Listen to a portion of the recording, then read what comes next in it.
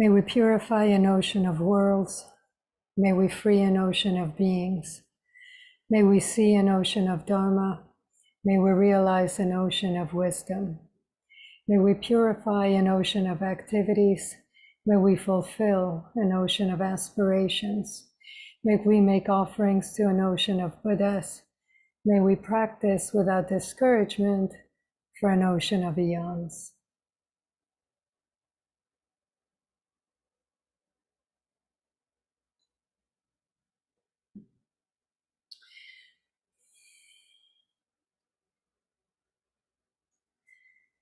This is called Thanks by W.S. Merwin. Listen. With the night falling, we are saying thank you. We are stopping on the bridges to bow from the railings. We are running out of the glass rooms with our mouths full of food to look at the sky and say thank you. We are standing by the water, thanking it, standing by the windows, looking out in our directions. Back from a series of hospitals, back from a mugging. After funerals, we are saying thank you. After the news of the dead, whether or not we knew them, we are saying thank you. Over telephones, we are saying thank you. In doorways and in the backs of cars and in elevators, remembering wars and the police at the door and the beatings on stairs, we are saying thank you. In the banks, we are saying thank you. In the faces of the officials and the rich and of all who will never change, we go on saying thank you. Thank you. With the animals dying around us, taking our feelings, we are saying thank you. With the forest falling faster than the minutes of our lives, we are saying thank you. With the words going out like cells of a brain, with the cities growing over us, we're saying thank you. Faster and faster, with nobody listening, we are saying thank you. Thank you, we are saying and waving, dark though it is.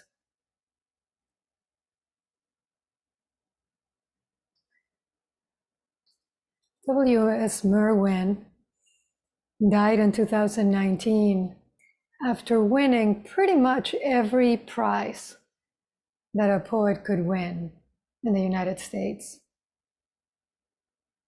And he studied with Robert Aiken Roshi in the Diamond Sangha in Hawaii. So he was a Zen student.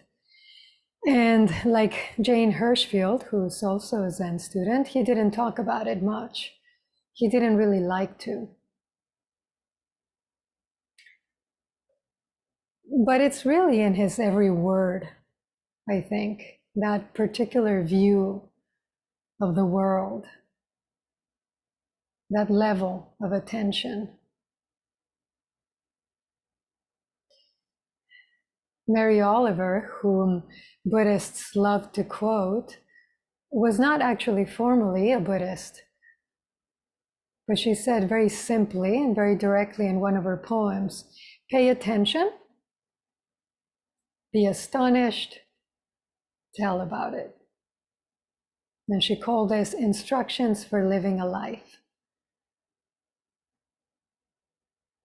So when we get caught in anger, in righteousness, in judgment, when we feel sure that we know what needs to happen, to whom and how, we can remember again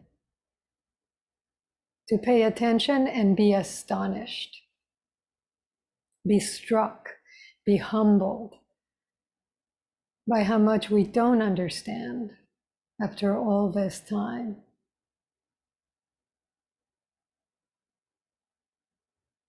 I was struck, Sankai, by your Dharma glimpse, by how simple of an insight it is.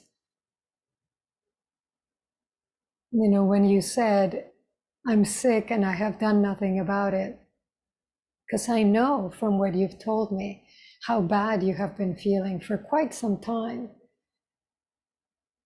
And I think I'm most likely not alone when I say that I feel that. I think those of us who are here and who listen to you and who, spend time with you feel it, and it hurts to have you feel sick. And you have said to me, I just wonder how much of it is what I make of it, right? What I create. And the reason I'm bringing it up and the reason I'm speaking to it when I said I would let the Dharma glimpses stand is because I was struck. Sometimes what we see really is so simple. What we see is what has been there all along, and we couldn't see it just a moment before.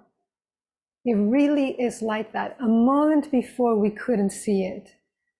For years we couldn't see it, and something happens, and now it's there. And how amazing that is, how incredible that is. I hope we don't miss that. Pay attention, be astonished, tell about it.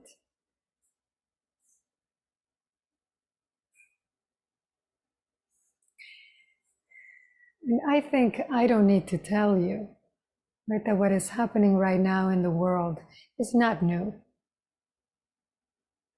The names are different, the places are closer, they're farther away, but it's not anything that hasn't happened before. Which doesn't mean we shouldn't care, but it does mean that we should remember what to focus on. What do we give our attention to, our energy, so that it matters most?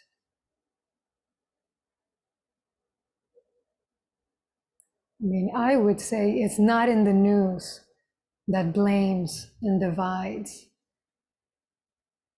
It's not in the hundreds, thousands, probably millions of comments on posts and articles that slander, that vilify.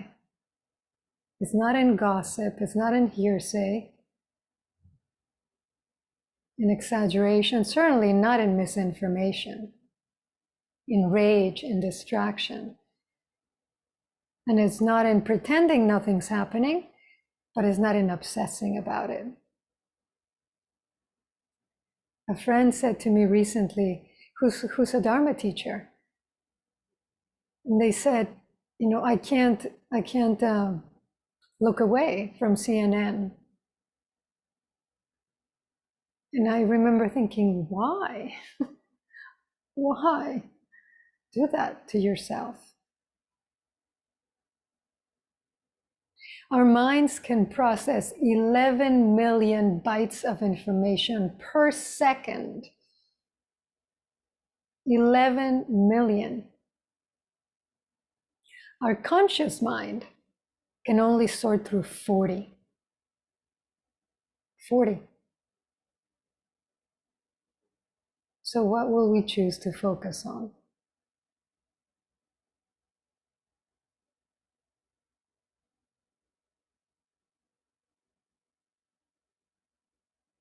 Merwin wrote things in 1987. And the first version was more.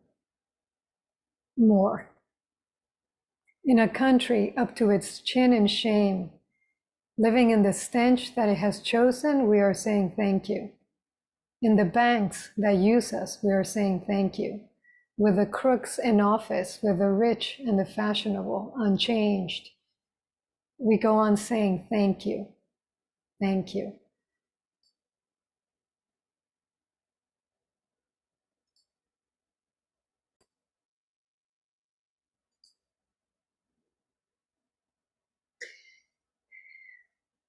And then he changed it. He rewrote it a little bit and published it the following year.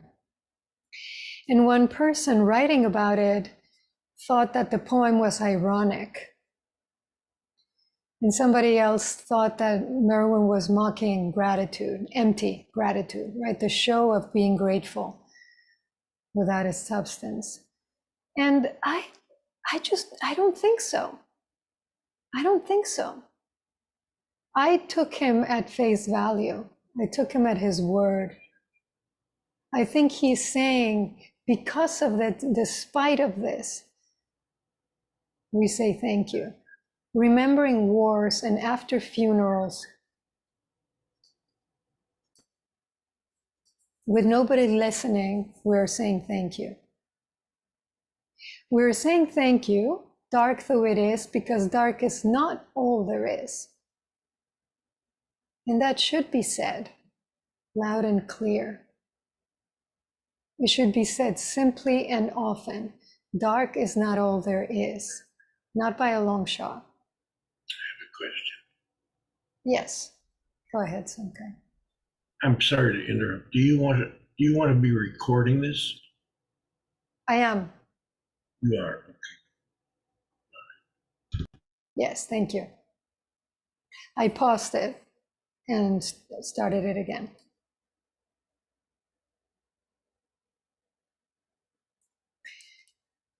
Somebody interviewing Mary Oliver asked the question, how is your poetry different?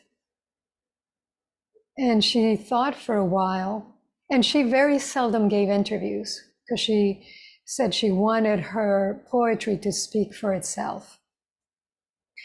And she thought for a while and she said, you know, so much poetry nowadays is sardonic. It's full of sarcasm.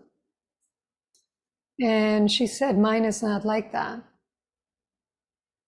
And she said, I guess I'm interested in hope.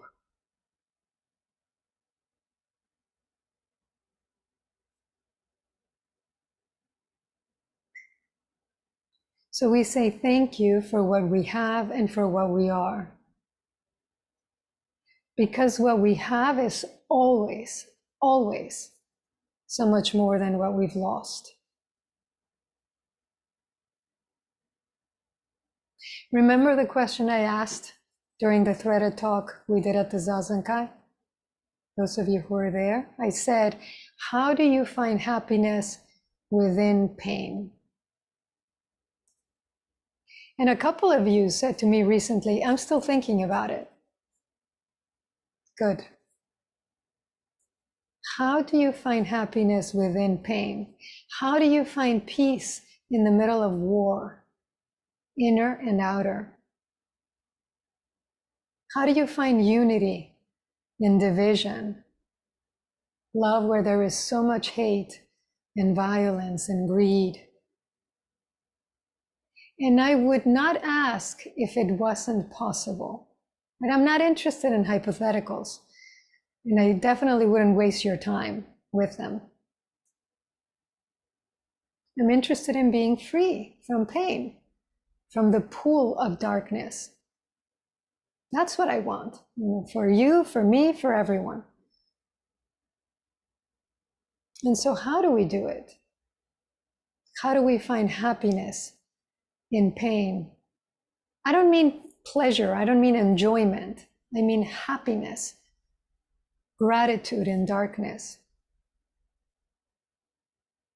How do we, in the midst of wars and court trials and dying forests and dying children, how do we say thank you, not for the horror, but for the opportunity to change it, for the opportunity to see something that changes your life, and by extension, the life of those around you.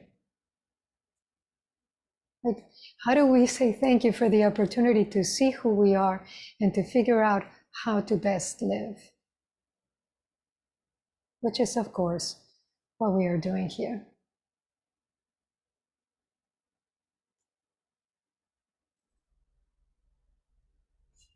E.B. White, right, who wrote Charlotte's Web, he said, I rise in the morning torn between a desire to improve the world and a desire to enjoy the world. This makes it difficult to plan the day. I actually thought of Marguerite when I read that. And I would argue that the two are not different. You don't have to give up your enjoyment of the world. And it's not even about improvement. I wouldn't speak of it about in terms of improvement, but in helping the world be everything that it can be, everything that it is. No being ever falls short of its own completeness. It never fails to cover the ground upon which it stands. Master Dogen. And sometimes it is necessary to reteach a thing its loveliness. Galway Kinnell, another poet. And both are true. Both are true, right in this moment. And sometimes we know, sometimes we have glimpses, or we have moments where we feel our own and the world's completeness. Because we've been sitting long, we've been quiet enough or still enough, and we just feel it, we know it.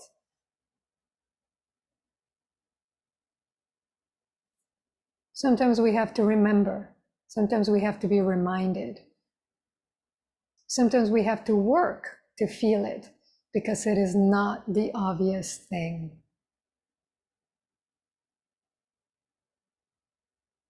So we practice, because it's not easy to say thank you when your partner has left, or when you've lost your job, or when people you know and or don't know die, when someone hurts you.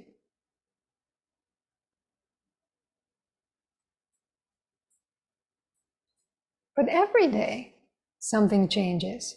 Someone leaves, something dies, something happens we did not want. And still, we can say thank you. Among all the many things that happen that we can't choose, we can choose this. We can choose this. And how incredibly powerful that is. The Buddha said reverence, humility, contentment, and gratitude, and the timely hearing of the Dharma, the teaching of the Buddha, this is the highest blessing.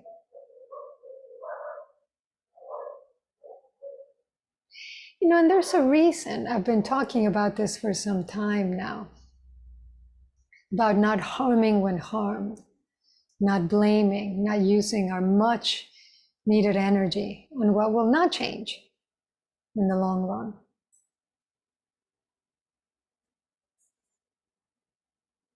Certainly to remind me, and to remind all of us, that we do need reverence and humility and contentment and gratitude to meet our lives.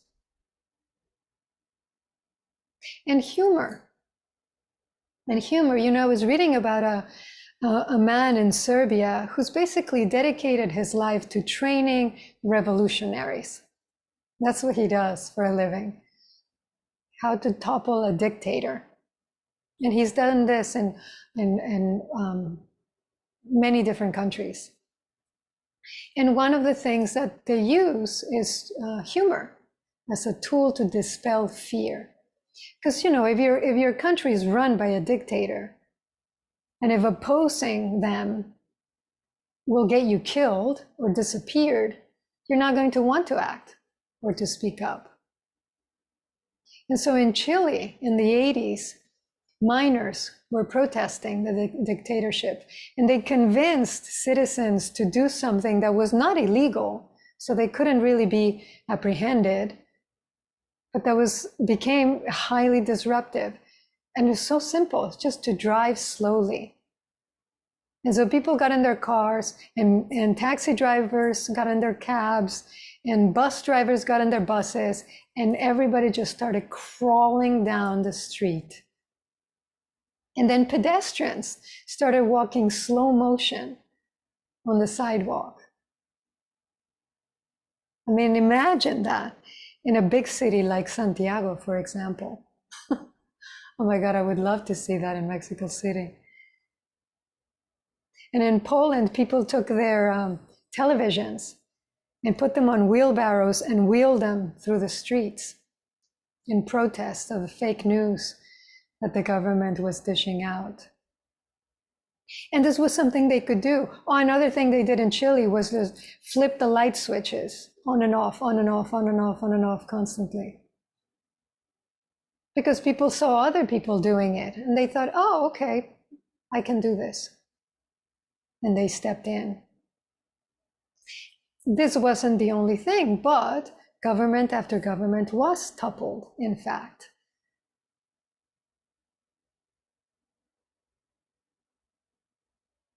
My friend I shared with you stands in the town square and recites a poem to the earth every day. Twice a day, I think she does it. I mean, that is not humorous, but it's also very simple. And it's so effective that people are shaken by it, right? People are trying to stop her for doing something that doesn't bother anyone. Or does it? And I think we need all of this. We need gratitude and creativity and humor to address our lives, both globally and individually. Right? We need to be able to laugh when we don't quite make it. I said this, some time ago, and when I first started giving talks, 15 years ago, I realized how powerful humor is, right? To convey a message. Because it also, it gets people relaxed. It creates a sense of camaraderie. And I thought, that's really useful. And then my next thought was like, oh my God, but I'm not funny at all. And so I bought a book. Several books, actually. I did what I always do when I don't know how to do something. I studied and I practiced. And I made a fool of myself many, many times trying to tell a funny story that fell flat. But one thing that did come out of it, I'm actually not even that good at it these many years later, but one thing that did come out of it was my own ability to laugh. I don't even think about it necessarily as humor always. I think about it as lightness. At the very least, to shrug off my mistakes. To kind of, cock an eyebrow at the one who thinks that she knows how things are. Which reminds me, several of you also brought up, we did a threaded talk last week, right? A connected talk, a connected discourse. And several of you, what you said stayed with you, and not necessarily in a good way. You were worried about how it had come across, or you felt you were second guessing what you had said, etc. You shared this. Several of you shared this spontaneously with me, and at least one person I said, now you know how I feel almost every week, maybe every month. It's hard to put yourself out there. I would say it's especially hard on screen. It was already hard. Zen audiences are hard. They're just hard. Because, I don't know, our training, our demeanor, it's just, we're very kind of inward turning. It's not exactly, the talks aren't exactly interactive, as you know. And so you're often faced with a wall of faces. And you have to learn to push through that in yourself. And different people have different ways of doing that. Some people do it with humor. That I used to yell. I don't know if those of you who ever listened to a talk or watched him give a talk. I don't know if you remember, but he just kept getting louder and louder and louder as the talk went along until he was almost literally screaming by the end of it to keep people awake, to keep people engaged. He was also very good at doing voices and telling stories, and he was very good at it, and it was still hard. It's hard to keep a group engaged for as long as we tend to talk, and my talks tend to be a little bit shorter. So know that what you felt is normal. If you said something completely out of line and completely, I would tell you, as your teacher, I would softly and kindly tell you. But often it's just, it's how we perceive ourselves. And we're the worst judges. I can't tell you how many times I have closed up after an evening together and I have thought, oh my God, erase that talk right now. I don't, I just archive it, but I often don't put them up when I'm not happy with them. And then the next day, 2 people will tell me, oh my God, you were speaking right to me, that changed my life. And you're like, you can't be serious. So, I've learned to, 1, take it lightly, 2, to offer. I prepare as best I can. Hopefully you do the same. Though the threaded talk, I gave you no preparation.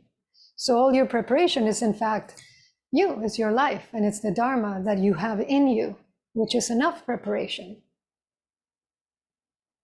And then you open your mouth and you take a chance. You step out. You are exposed. Every time you share a Dharma glimpse, you're exposed.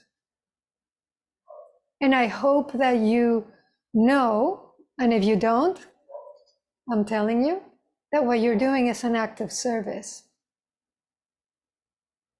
And maybe you can think of it that way. You are offering the best of what you can give, which is you.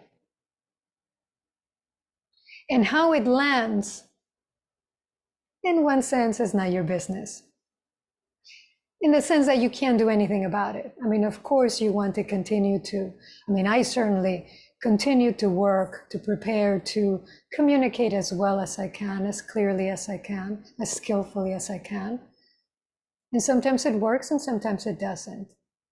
But my heart, what I want is to offer the best of me. And so think of it that way, because I hope we can do more of these threaded talks. As somebody also said, and I agree, it also, it's not passive, it's not just me talking and you taking it in, but it's all of us living the Dharma in that moment and really listening to one another, which means we have to really be with one another and connect with one another. I try to do that every time I speak to you, but that's me. And as a listener, that's harder to do. You have to really stay on it. To hear the words, to feel what's behind the words, the feeling behind it. And so I do want to do more of these talks and do other things that involve all of us. And I hope that you will remember this, that we're all entering the fray, as one of the phrases in the koan say. That's what Avalokiteshvara, Kuan Yin, does. She enters the fray. She takes a chance in order to help, in order to save all beings. Every time we share, this is what we do. And so what I mean, by laughing at our mistakes is not, how funny, that I was impatient or rageful or unkind. I don't mean that. I mean, I'm practicing and I'm not quite able to do things differently. Or what I wanted to say was so clear in my mind, And then I opened my mouth and it was kind of like, eh. You know, I thought by now I'd be enlightened. What happened? Okay, we try again. We start over. We forget what we think we know so we can see what's there, hear what's there. As I just said, that is so important. You know, this poem, Merwin's poem, starts with the word listen. The rule of Saint Benedict starts with the word listen. Listen carefully, my child, and incline the ear of your heart. It's quite beautiful. All of the sutras begin with the line, thus have I heard. And the implication is there, listen. This is what the Buddha said.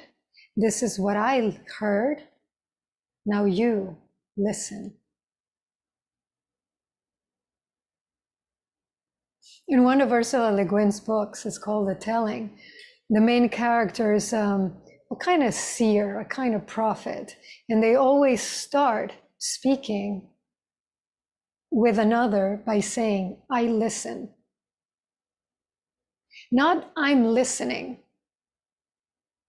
not a statement of fact, but a reminder, an instruction, a command to themselves. Like, this is important. I listen. This is how we could ready ourselves when someone we love is about to speak. Really, when anyone is about to say something. I listen.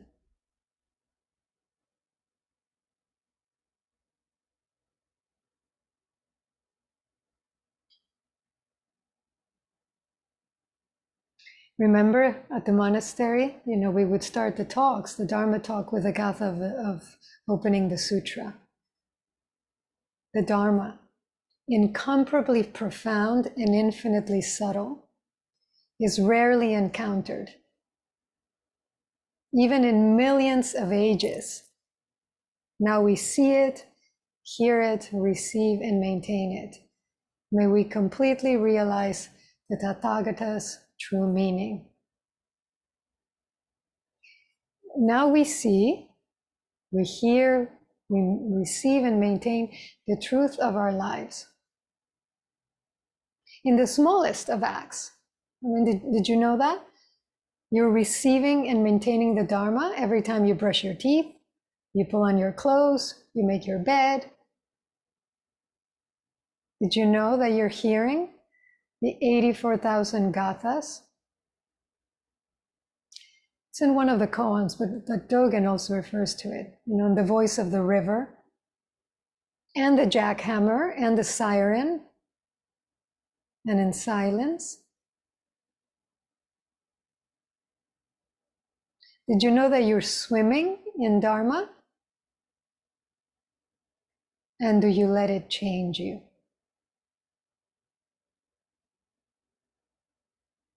That's really what it comes down to, doesn't it? Do we let it change us?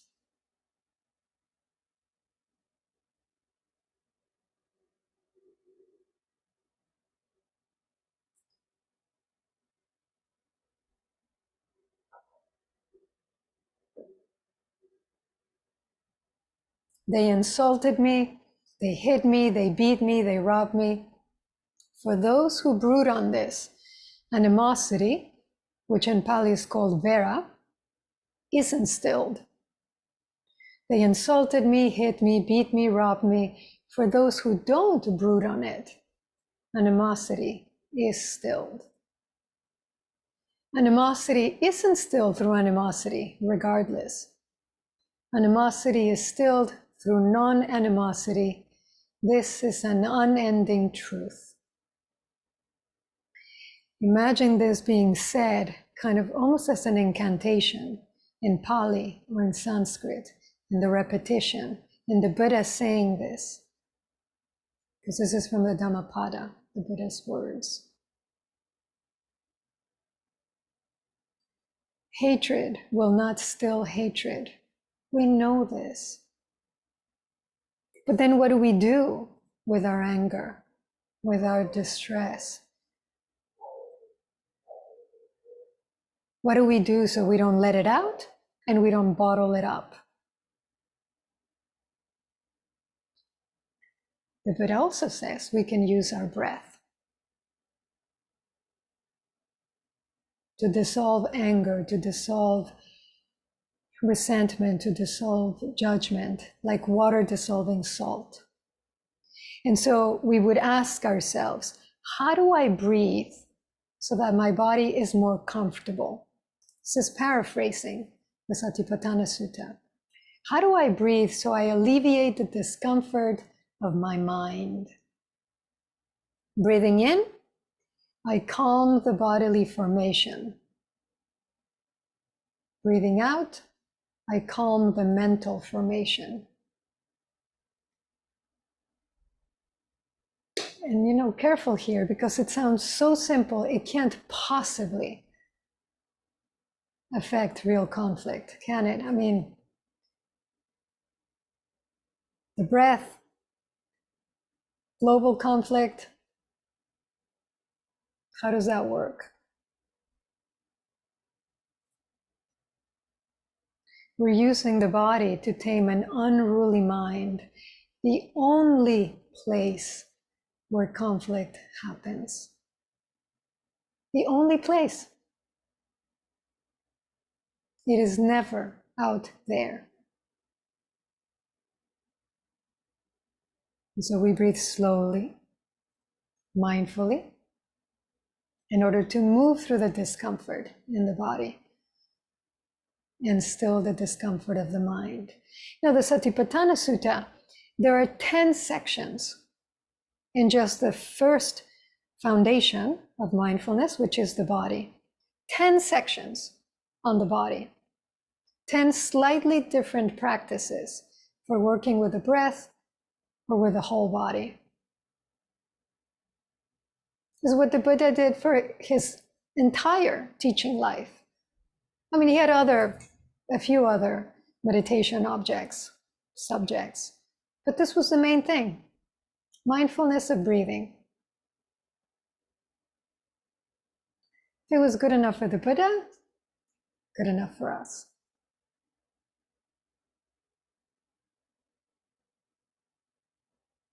And if someone says, well, that's not world peace, it's the peace of this world. And where else are we going to start?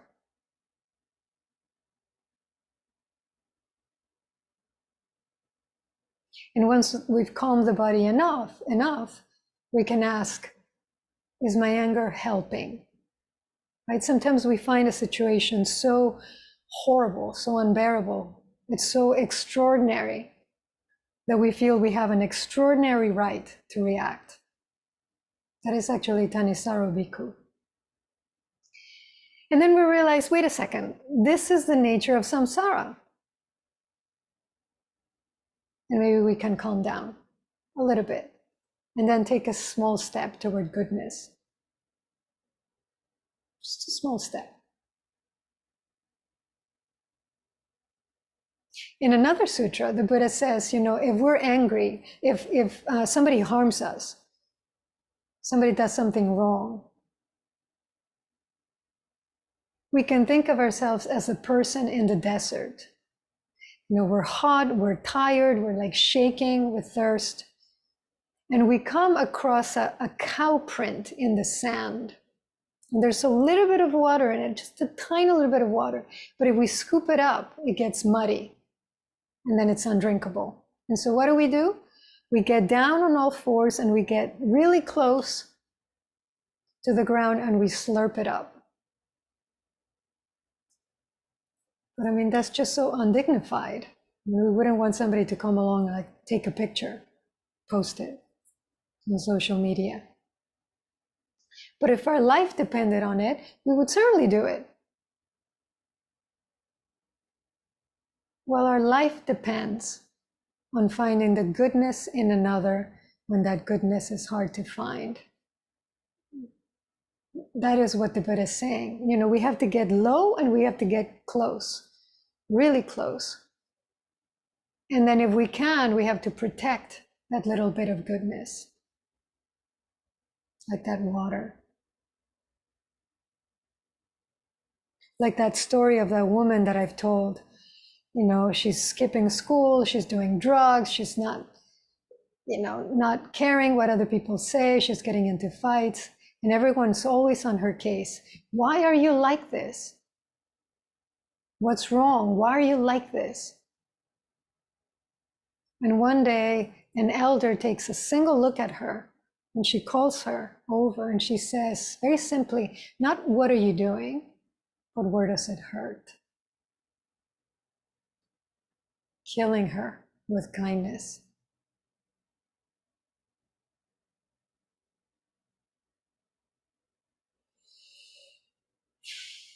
And so, you know, as wars rage on and the news feeds